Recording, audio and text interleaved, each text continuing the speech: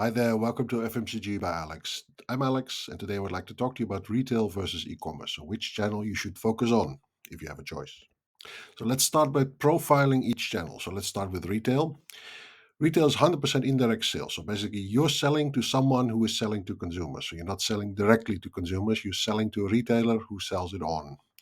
Sometimes even to a distributor first, then to a retailer, and then to consumer. So there are several links in the chain, which means that the payment terms, of course, need to be extended to both the distributor if you're using one, definitely to the retailer. So they will not pay you right away, like here you go, that's it, cash. Yeah, there are retailers, of course, you can negotiate this with, especially with fresh items. Fruit and vegetables occasionally are sold cash, yeah, depending on how badly they need it.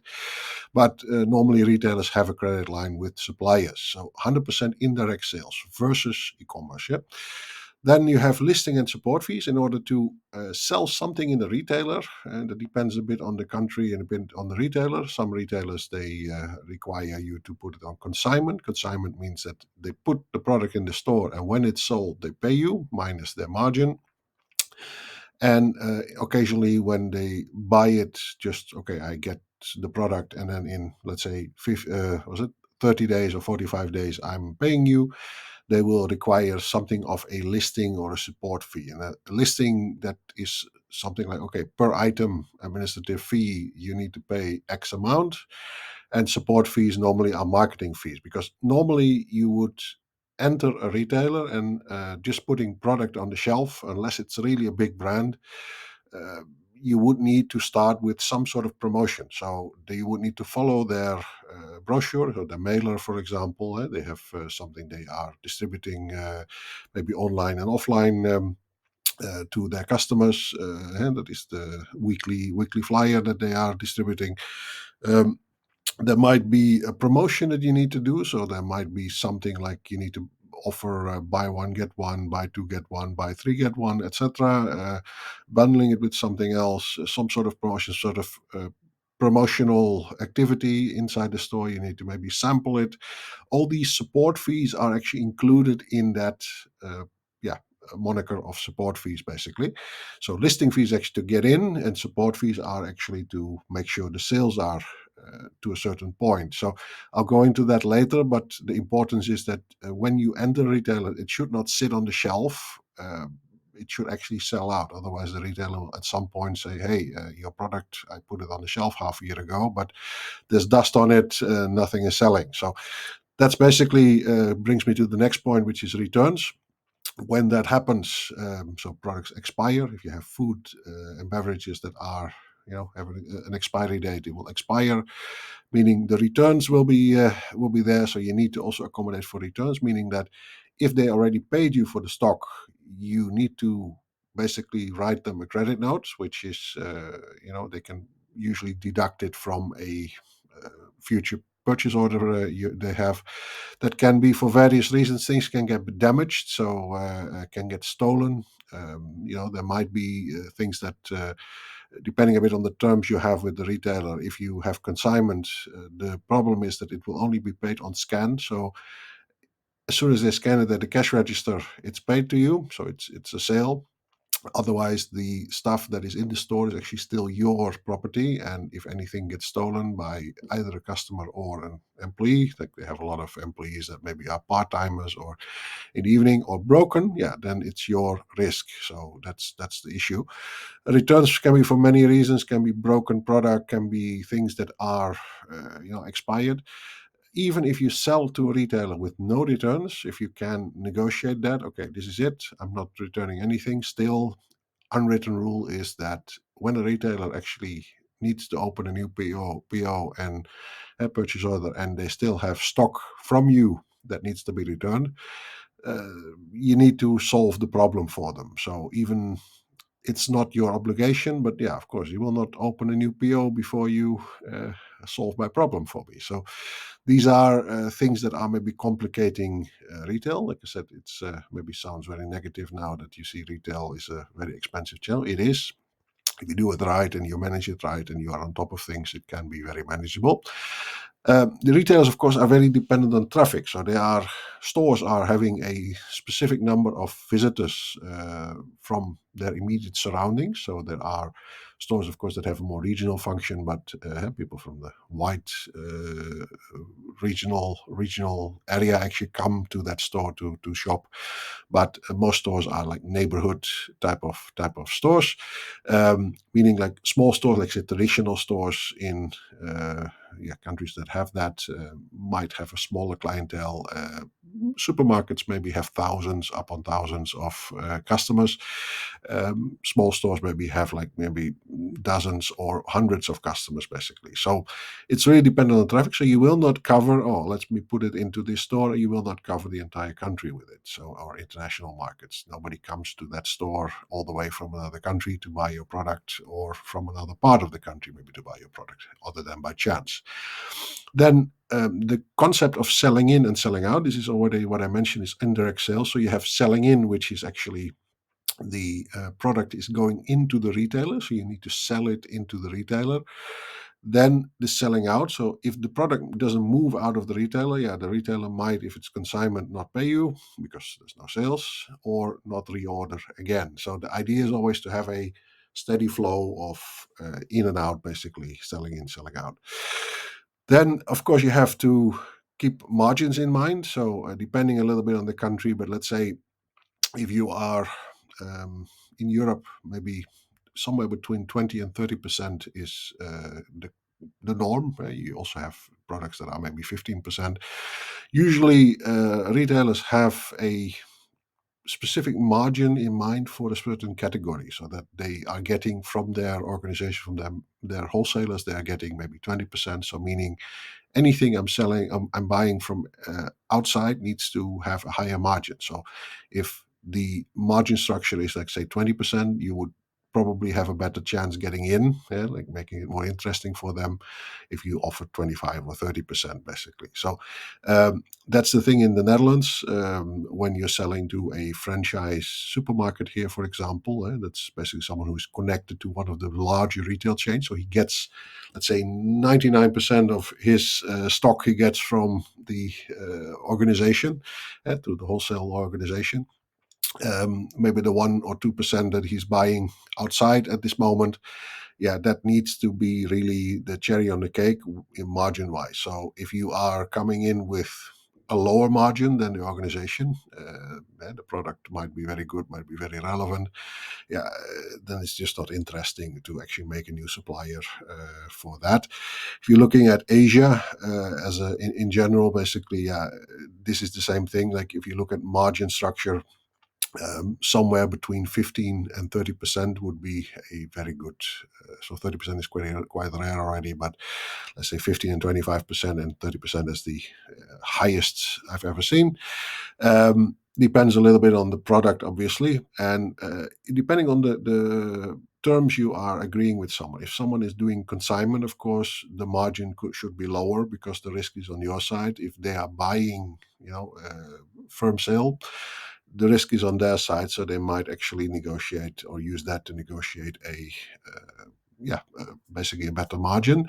The same is that if they pay cash upfront, so okay, I buy it cash, of course, there is even a better margin. There's a better price if someone has no risk and no returns whatsoever. So these are things that you need to keep in mind. If there's a distributor, distributors normally take somewhere between, I would say, 8% and 15% margin. There are also distributors that take more. It's 20% margin. That is also not uncommon. Depends a little bit on what the distributor is doing for you. If it's a full service merchandising distributor that is actually merchandising the shelf for you, of course, the margins will be higher, might even be up to 25%. And you have a number of intermediate steps, basically, or intermediate plans, of course. But I mean, for basic logistics, okay, you get an order, press of a button, normally around 12% is actually quite decent, and 15% if you are a new product. So if you have a new supplier, new product that hasn't been proven in the market, of course, you need to give away a bit more margin, and you're probably at the 15% margin too. So it's interesting for the distributor.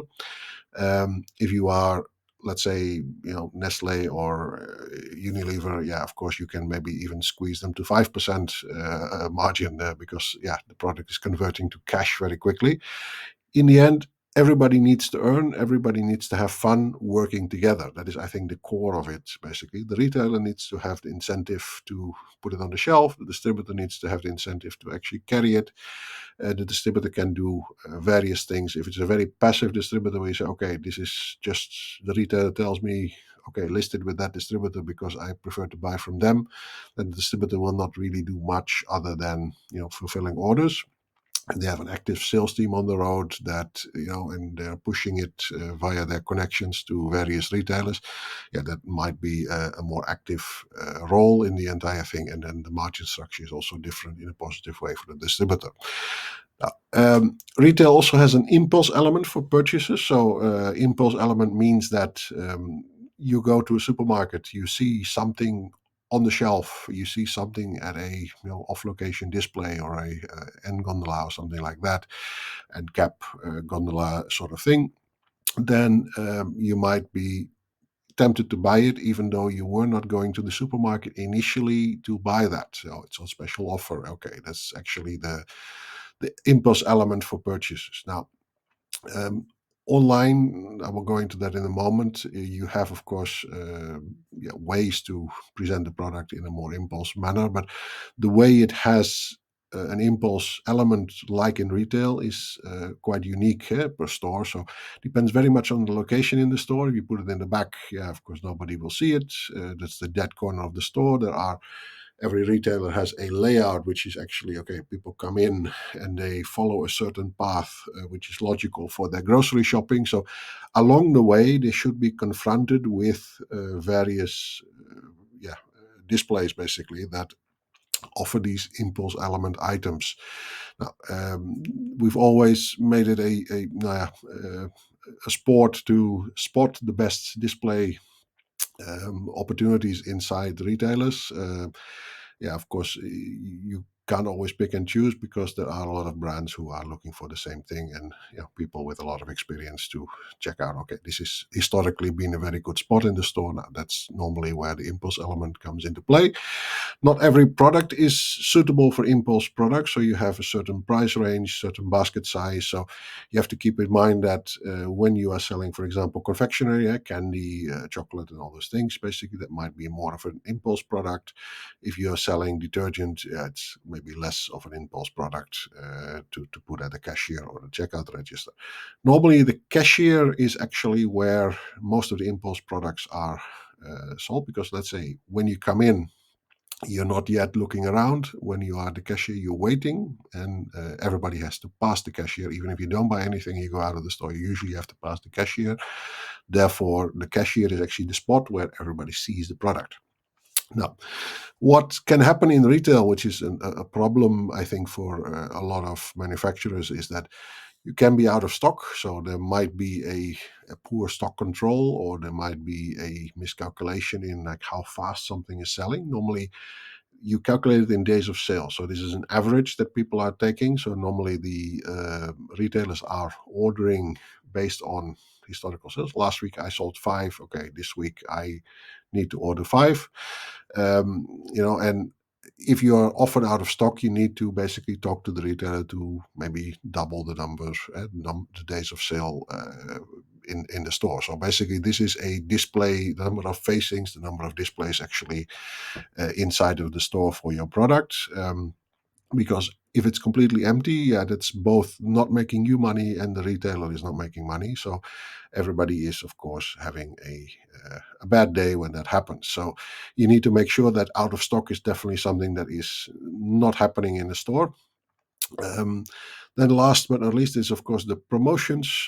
There's a need for promotions because you need to keep the sales going. So you need to make sure that something is not stuck on the shelf. So stock is not stuck in the channel, so to speak. So promotions will be requested either by the distributor or by the retailer. So the distributor normally when they have a lot of stock in their warehouse and it's not going into retail.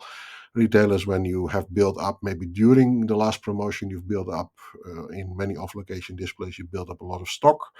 And when that promotion was over, they still had a lot of stock, but not so many locations to put it in the store. So they have a lot of stock in the warehouse, maybe, or in their stock room.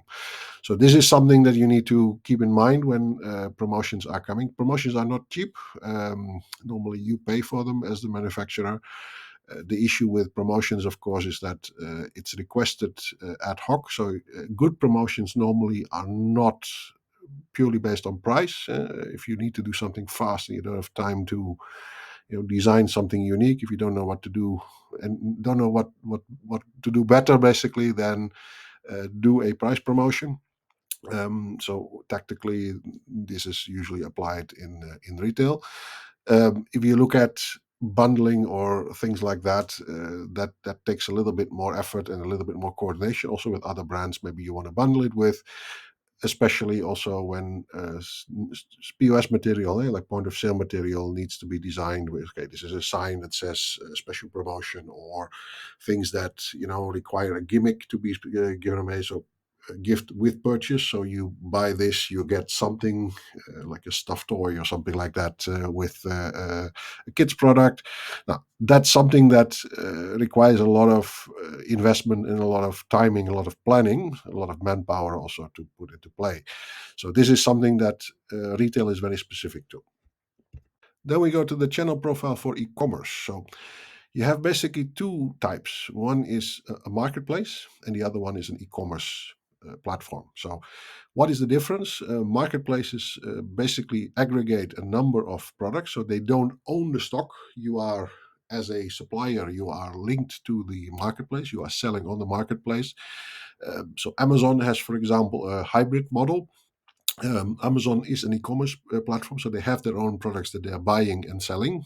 Um, and then they allow others to put the stock that is not in any Amazon warehouse on Amazon to sell through Amazon. So the interesting thing for various suppliers is, of course, like, oh, Amazon is already investing a lot in marketing, and it's a very popular marketplace worldwide. It's just the downside is that you see that with these large marketplaces, and Amazon is quite notorious for doing that in the past, where they are picking out what is selling well on this platform. If there are certain products or certain categories, then they might actually, let you build up the market as a supplier, and then later on they will try and do it themselves. So copy paste whatever is doing. It's a free country, of course. It's not something that not necessarily evil, but of course they will learn from whoever supplies them, and they will take those ideas and make them their own, so to speak. So e-commerce actually is then the part where they buy and sell. So you have various platforms where you are basically selling to people who are selling on their own platform, or there are also intermediate steps where there are like resellers that are selling on marketplaces. So they have their own store that they are doing marketing for. They have their own unique positioning for that store on the marketplace. So your platform means your own website. So you are actually having either a Shopify or WooCommerce or whatever e-commerce platform you want to. Magento is also a big one that you can actually use for e-commerce. So you have your own platform, which is your own website, your own channel that you are selling things on your own web shop. So your own web shop is actually your own platform. Then selling on the third party platforms, meaning, if you are in America, Europe, it's Amazon. Asia has Shopee, for example, as a very big one in international markets. Lazada is also active in various markets. If you're in the Netherlands, it's bol.com. That is a very big one. Bertelsmann Online, basically. So all these marketplaces are having massive traffic. So they have like huge number of people who are searching for products. You have really specific marketplaces, hundreds, or I think worldwide, that sell to different categories, different segments of people, basically. Focus on different product categories, of course. Amazon is a bit like the everything store, so that is actually also the business case that Amazon came for. The everything store, meaning like they sell everything online that you can think of. They're not there yet, but they're definitely on the way to get there.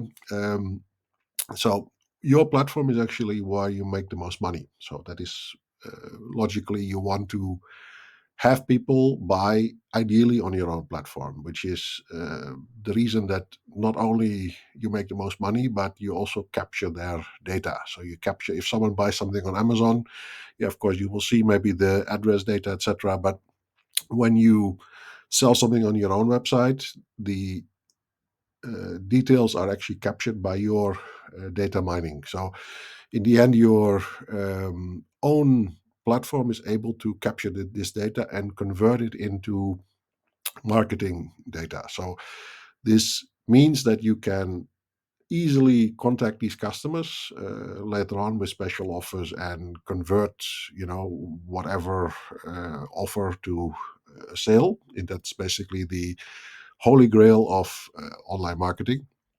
Um, then these third-party platforms, the idea is, of course, that eventually you will convert the traffic from these platforms to your own website as much as possible.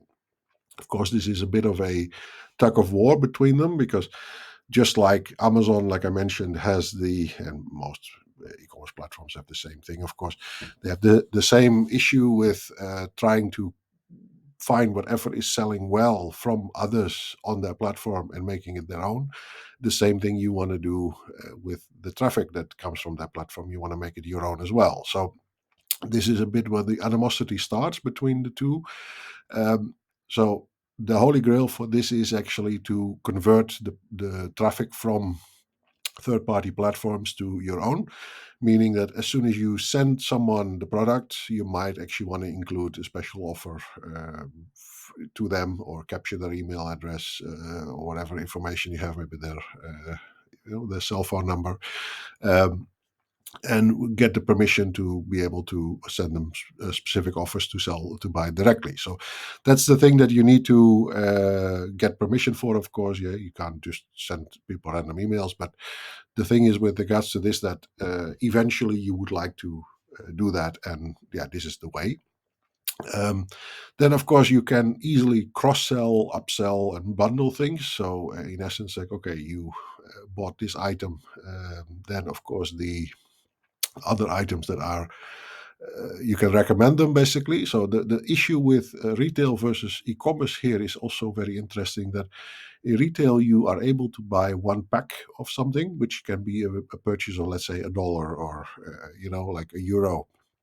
um, to sell something for €1 online on e-commerce is actually, maybe the shipping costs will be higher than the actual cost of the product. So that deters people from buying only one piece. So normally you see that not everything is sold online, or if you have cheap products, then normally bulk, they are selling it per carton, or an X number of units of a cheaper product, in order to make the value for the customer enough to not find, hey, it's weird if I buy something for $1 and have to pay $5 for shipping.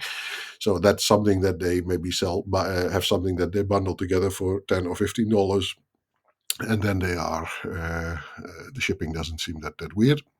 Or the common thing is that to qualify for free shipping, they need to be able to buy certain things for a certain price. So if you look at those minimum sort of purchase value, now this is where all the online shopping, like if you look at grocery shopping, grocery delivery platforms actually come into play.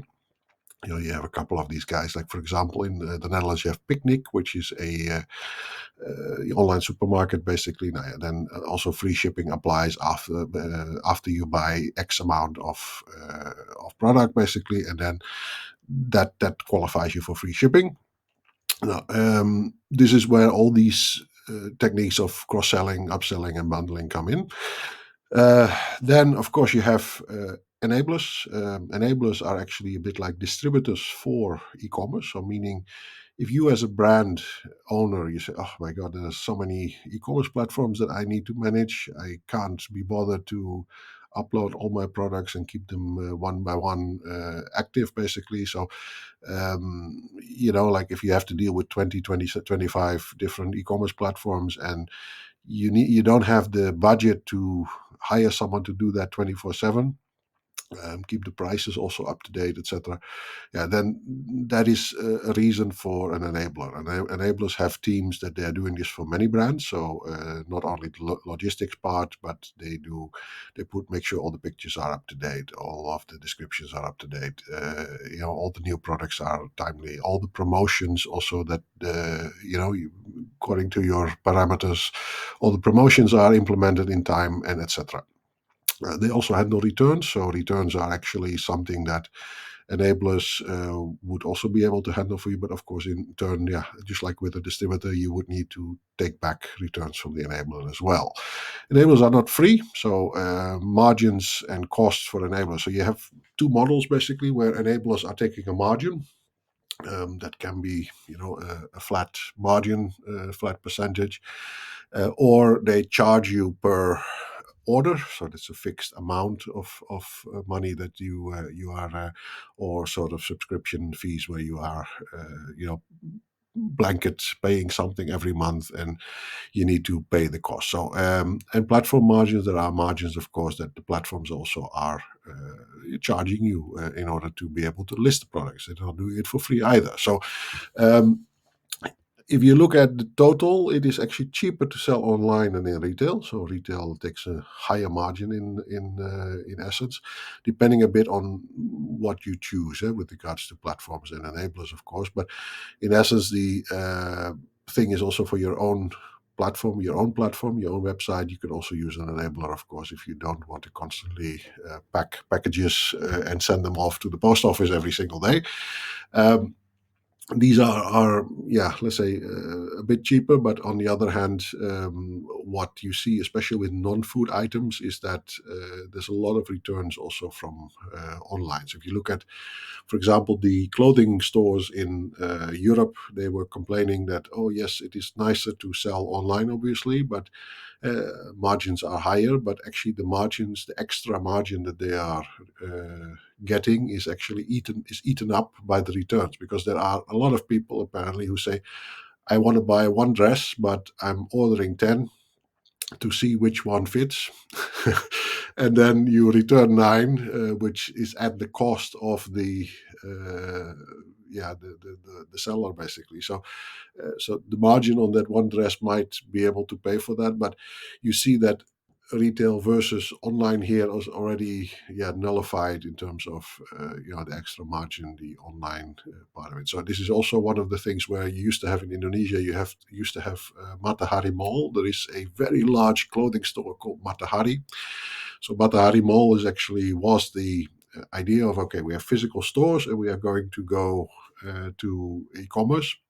The problem there was that I think there was the owner, a very famous thing that the owner said was like, why, if I sell this dress in my store, I make money, and when I sell the same dress online, I'm actually making a loss. So in the end, Matahari Mall didn't make it. That is replaced by something else. It's a very big group they belong to, so they have a lot of things they tried, and they have also the buffer, of course, to try. Very smart people. Um, but the point is basically that, yeah, in the end, the online adventure was making them losses rather than money. So even though on paper it should have been a profitable endeavor.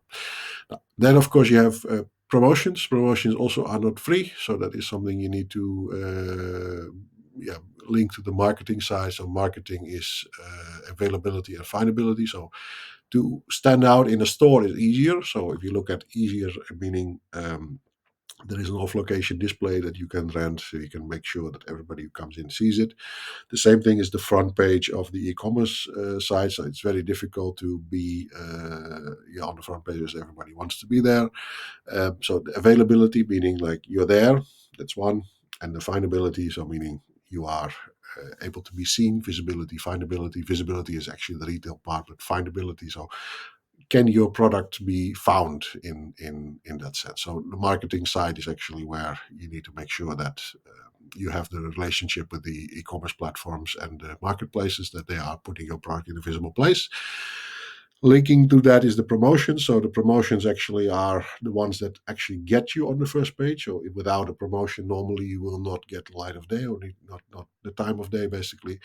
Um, things that are happening. Let's say you have payday promotions, meaning end of the month when everybody gets their salary, of course, same as supermarkets where they have payday promotions where spending goes up because okay, my salary has just been deposited in my account, therefore I have some more money to spend, rather than in the middle of the month where they're just waiting for their payday. Then that's probably the lowest part of spending, basically. Then double digits, of course, and also all these holidays, like, all the holidays that apply in retail as well. But double digits is like 10, 10, 11, 11, 12, 12. All these double digits actually are, uh, yeah, for some reason that has been adopted by e-commerce as a specific time to do promotion. So this is actually where everybody's gearing their Black Friday type of promotions with, okay, the very high discounts, or um, yeah, making special offers that not to be seen on other dates, basically. So these double digit dates are special in e-commerce as well, and you need to follow them. So the e-commerce enabler is normally the one who will be able to pinpoint exactly when to do what, if you don't have the expertise or the team to actually do this yourself. Then what I found a bit of a downside of the e-commerce, but that also translates a little bit to retail actually, is that the price comparison is easier. If you have basically, if you sell something that's purely in retail, and there might be a price difference between stores. So you have, let's say, 10 supermarkets in the country that are selling your product. You would need to go to all of these supermarkets to, yeah, compare the price. That is, nobody does that except for professionals who are paid to compare prices. But the point is, with regards to these supermarkets, is that you are also shopping in a limited number of supermarkets. So it's normally you have one, maybe two, possibly three places that you normally frequent, um, based on location, based on convenience. Now, that is something that you will not see outside of that circle. You will not see the pricing. Online, it's very easy to compare prices because there are sites that compare prices. If you Google something, or even ChatGPT something, or with AI, you can actually easily find price comparisons as well. These things are very easy to find, and therefore, someone who's a little bit more expensive, yeah, you always have the lowest price offers basically for things that are the dominant ones to be sold. So it can also translate to retail, where I've actually experienced this in as early as 2023, where people were complaining, offline stores, that, oh, why am I buying at this price while online the price is like this? Yeah, like it's below me. Um, yeah, that is something very difficult to explain if you are a field salesperson and you have online prices to compete with. So, plus the thing is that a lot of the offline retailers, they have started to sell online. So through a marketplace, they have their own unofficial store basically for the product, or they have their own store on these marketplaces, or their own e-commerce site basically. And yeah, they use also the discounts you're giving them. Let's say you are clearing out stock because it's near expiry date, or uh, packaging changes, or you just want to make your target at the end of the month, so you're pushing in stock.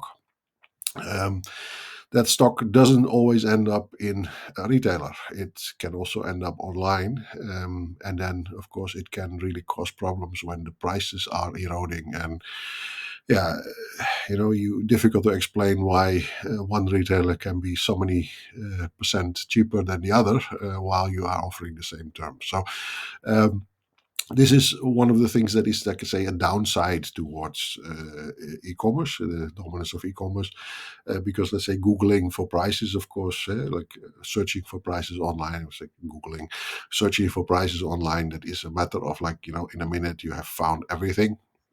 Like I said, for retail, it can be yeah, quite a journey if you want to compare everything on the spot. So when to focus on which channel? Now, in essence, there is no right or wrong here, but let me tell you the order basically. Then, normally it's good to start with e-commerce. So e-commerce normally is the threshold. So there's a lot of cosmetics brands, for example, that start with e-commerce, and then when you are getting traction, they move to retail. But e-commerce normally gives you the chance to really connect it to your social media. So social media, you need to build a website, you need to be on all the social media channels. You need to create content for these social media channels, so you are doing content marketing for your product, and yeah, you run ads, so you are selling online. It's a direct call to action that you can convert directly to sales with regards to e-commerce. So starting with e-commerce is very good.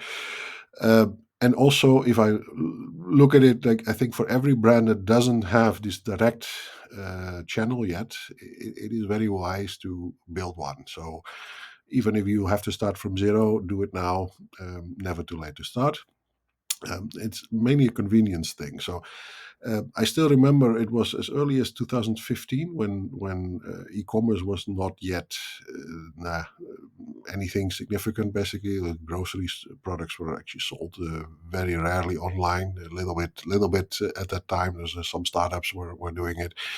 I still remember I was working for a soda company in Indonesia, and this company was basically focused on retail. So retail was basically the channel. And I was thinking, like, what would actually be if I wanted to buy this product? How would I go about it if I can't find it in retail? Because availability, that's something we've been taught to make sure availability is there.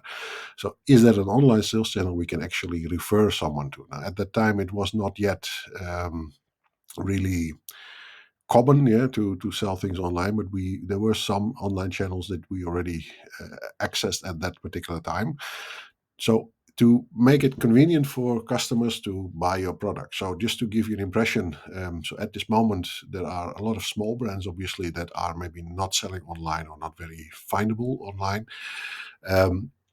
If you do a trade show, for example, or an event, and you have a booth and you are selling your product there, and then someone comes up to you and says, "Hey, can I buy this? Where can I buy this?" Now, then you list the number of retailers you might be in, but maybe you're not selling online yet. So, oh, but I live in a completely different part of the country where these retailers are not that you are. Maybe you only sell to local retailers. So that is when you can refer to an online channel and say, hey, if you are not able to find the product there, you can always buy it online. If you really like the taste, if you really like it, and you really want to support us, then here you can go. Here you can go to buy it.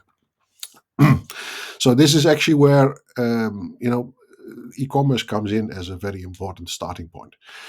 Then, of course, you need to convert customers to your channels, not only to your e-commerce channel, meaning not only for sales, but actually really capture the data from various customers to use your social media to connect with them. So you have a number of people directly that you are constantly communicating with about your brand, that you are developing your profile, basically.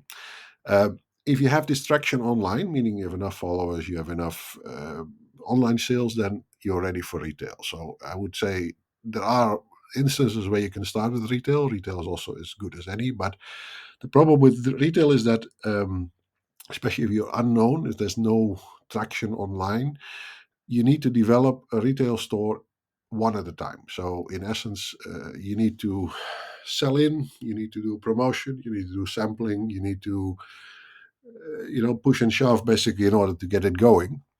And that can be time consuming and expensive. So one retailer at a time, just activate, get it going, and then rinse and repeat once in a while, and then move on to the next retailer.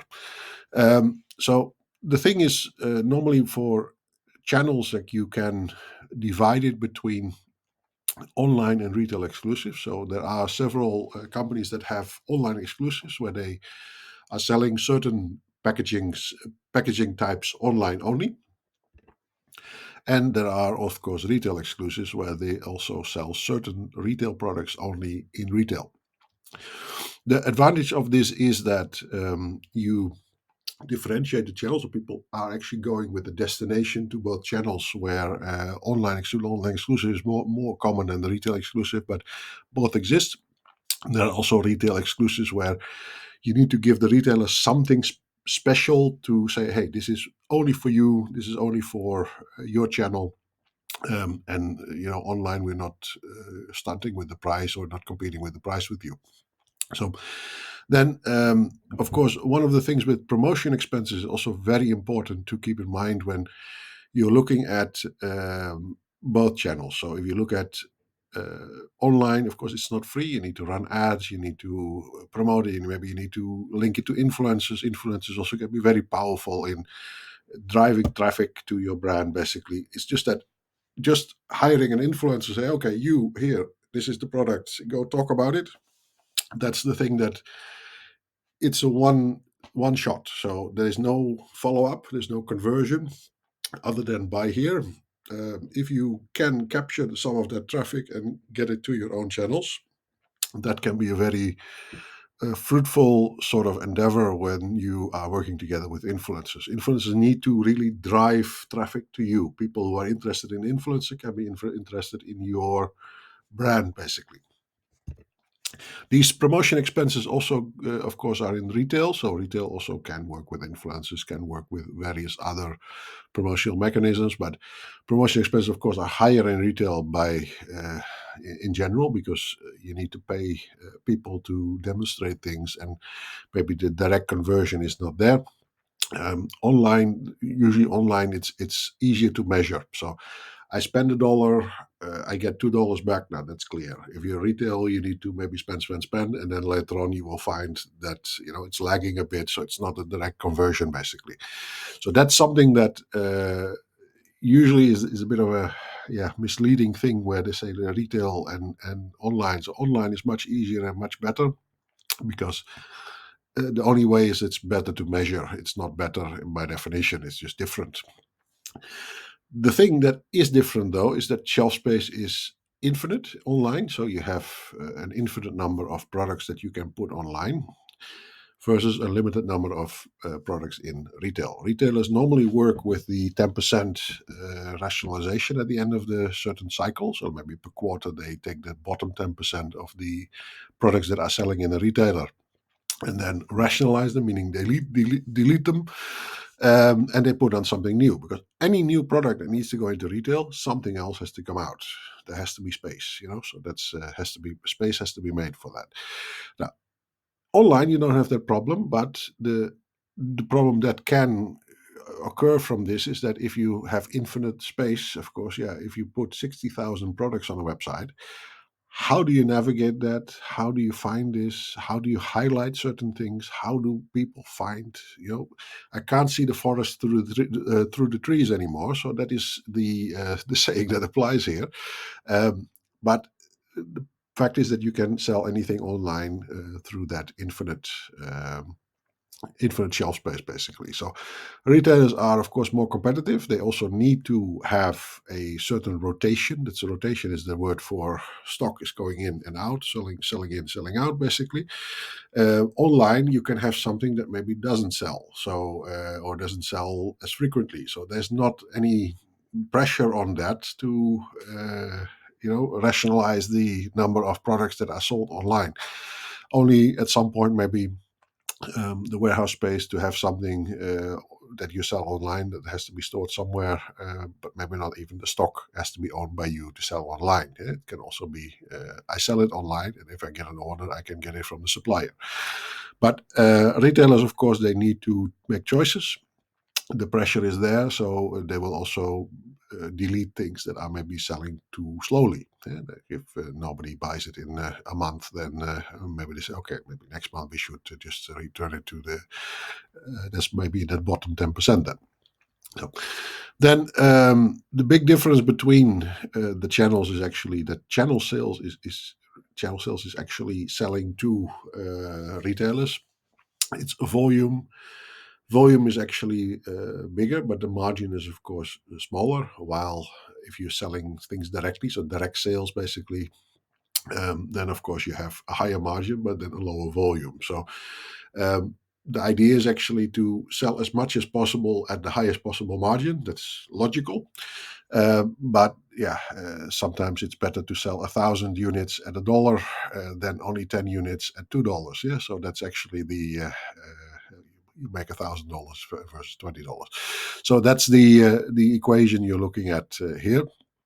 Um, so which one is better? The answer is actually more in terms of the stage you are at. So if you are looking at online sales, there are certain products that are very suitable for online and maybe could be online forever and then don't have a need for retail basically. And there are products that are really made for retail or designed for retail and would be more benefiting more from a wider distribution and wider availability. So this is the thing that you need to build one by one. So I would say start with e-commerce and then move on to retail. If you would like to have some advice, for more specific advice, my contact details will be in the next slide. If you would like to contact me, Alex at devriessalesconsultancy.com. I do run a consultancy company that helps companies with exactly this sort of problem. We are based in Jakarta, PT Kaya Abadi Satyatra, together with my partner Felix.